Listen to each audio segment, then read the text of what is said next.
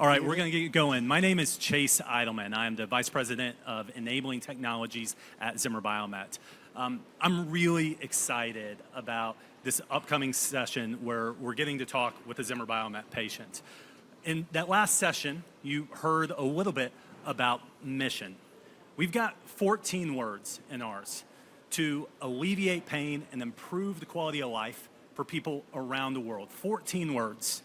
And we believe in that, and we accomplish that through things like our products, our technologies, our data, and our people. I hope that this conversation is ultimately a testament of how we're running through that right now. But there's a little bit of a curveball, something that we're going to do different. Alan Powell here, he is not your traditional Zimmer Biomet patient. He did not have a total knee or a shoulder or a total hip done. He actually had brain surgery.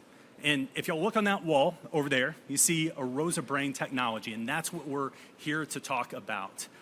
Just some quick data points. Epilepsy, it is a neural disturbance in the brain, often causes seizures.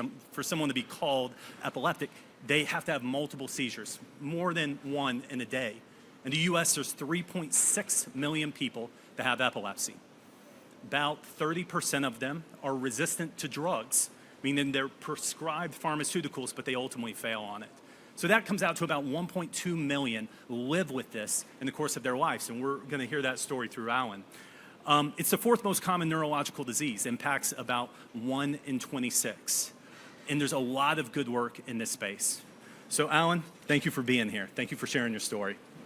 So let's start from the very beginning. Let's start with when epilepsy started in your life. Can you describe that? I believe the earliest...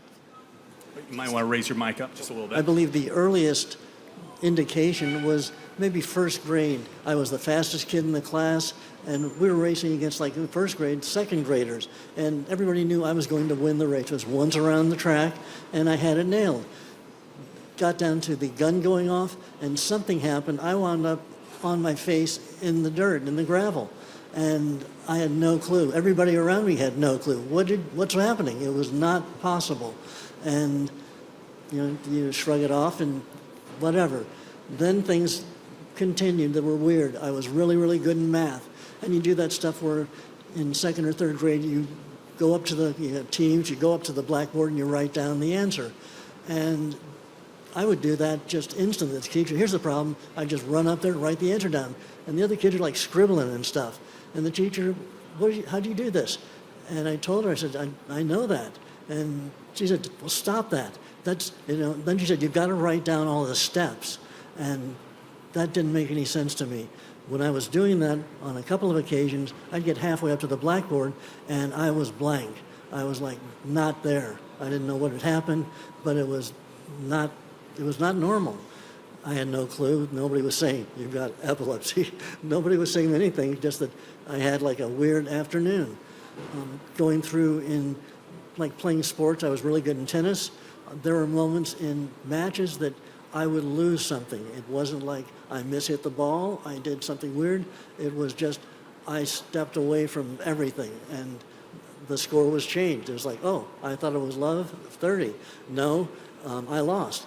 And, that goes to maybe college, where I get like a scholarship to study astrophysics at Berkeley.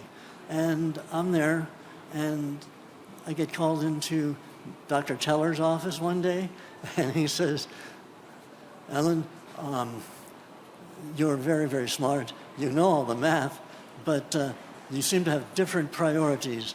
You either are missing things that we know you know, or maybe it's you have priorities like you like girls and partying. But whatever, I would like to inform you that we've already called your parents, and please, you don't need to come to Berkeley after this quarter. Thank you. And that was UC Berkeley. That went someplace. The same kind of thing happened in playing music. I was a really good guitar player, and I would be performing. Friends said, you've got stage fright. If you haven't gathered by now, I'm not scared of audiences, and I like showing off, and but I would miss something. I was the lead guitar player, and I would miss a majorly easy lead. It was like, I know that, but how could that happen? And then you get to Jobland, and I could write that up as like, I don't like things that start with J-O-B or whatever. I don't like putting on those constrictive things around my neck. Somebody said, well, that's because the Egyptians or somebody had priests, and if the priests got out of line with their little things around them, they would yank them till they went bye-bye.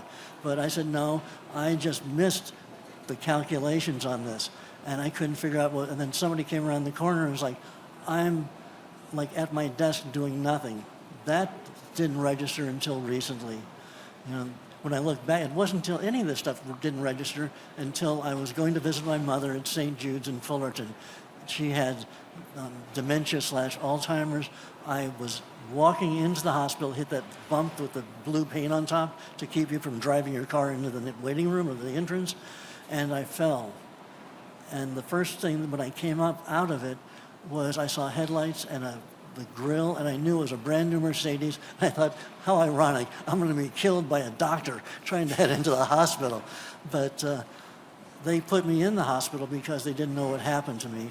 And I came to, they had me on Ativan, Keppra, and Dilantin. And what those were, they said something like, we think you have something called status epilepticus. And I didn't get that. That was a seizure disorder.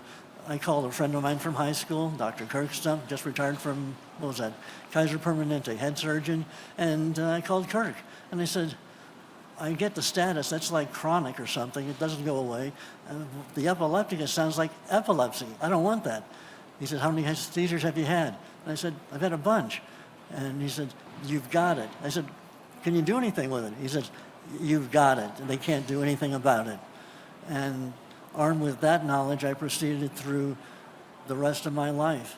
Until 13 years ago, I've been having little petit mal seizures and just sort of not really, just writing off stuff. And I knew there was something, but nothing really. Then I got to a point where my wife knew that I was having these, and I was also having at this point some more intense ones, which I learned later are called grand mal seizures. And those would last, they say long, number of minutes, like 10, 15, 20, whatever, 45.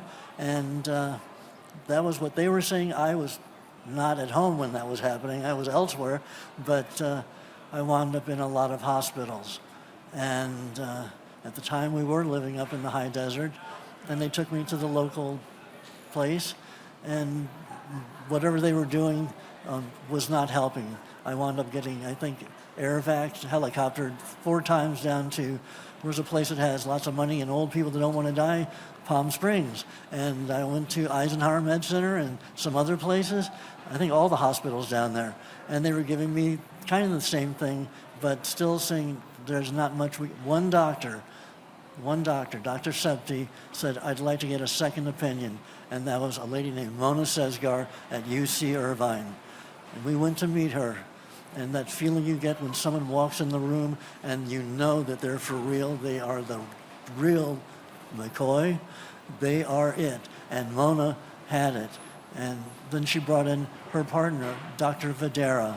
And Sumit was, I get goosebumps. He was just incredible. And this is not, I am not affiliated with business-wise with any of these people, but I'm just shaking because, one, I believe had I not bumped into these people, I would be currently dead a lot. And I went to, I let Dr. Sasgar say what she's going to say, which was, let's give you some tests. And they did all the PET, MRI, everything. They located through the, she said, we got another thing. It's called laser robotic surgery. And I said, but she said, it's non-invasive. I said, I like the sound of that. So they did that. Dr. Videra was the neurosurgeon, and they pinpointed pretty much where the seizure problem was coming from. And they said that you may still have another seizure or two. At that point, I did have more seizures, and they did not know what else to do. But they said, there is the invasive where we can go in and maybe do something by a partial lobectomy in the lower right temporal lobe. And I said, do I get a choice? I said, what kind of vegetable I come out as? And, okra or a kiwi or something, but I said, I looked at Nan in just one look, and I knew that we were going to do this. I trusted Dr. Sasgar, and I trusted Dr. Videra implicitly with more than my life. I figured that if this is anything like what they say it is, and it's going to do anything close to what they say it's going to do, and if it can help one other person on the planet, this is totally, totally worth it. If I fall apart and don't make it and it helps somebody else, that's totally worth it. But oddly enough, it worked wonderfully. And I get to sit here right now, right here, and say this to you. And I'm forever grateful. If you can't tell, Alan is a fantastic storyteller and makes my job extremely easy. A couple things to point out, though, in that discussion. When you were running that race as a child, I think you were 6 years old, correct? I was 6 years old. How old were you when you were diagnosed with epilepsy? That would have been 2013. So that would be about 60 years of age, is that correct? That's very good. So we may have rehearsed that. So from 6 years to 60 years old, you lived with epilepsy, not exactly knowing what it was. Correct. There will be no pop quiz either. You mentioned you've been airlifted 4 times. You've had an airliner that has diverted as a result. That's an interesting story. Yes. Been in a coma. What's Nan meant to you? Nan, if you don't mind, kind of raise your hand. Nan is his wife, but what has she meant to you in this epilepsy journey? Well, there's all the trite things I could say, like without her I would be definitely dead. And there's those things called guardian angels. And I can say things like they're around us all the time, but she is truly my guardian angel and more. And if there's a moment to applause, this is it. I will tell you, I've known this family for about 3 weeks. We only get 15 minutes on stage. You can spend hours listening to their story.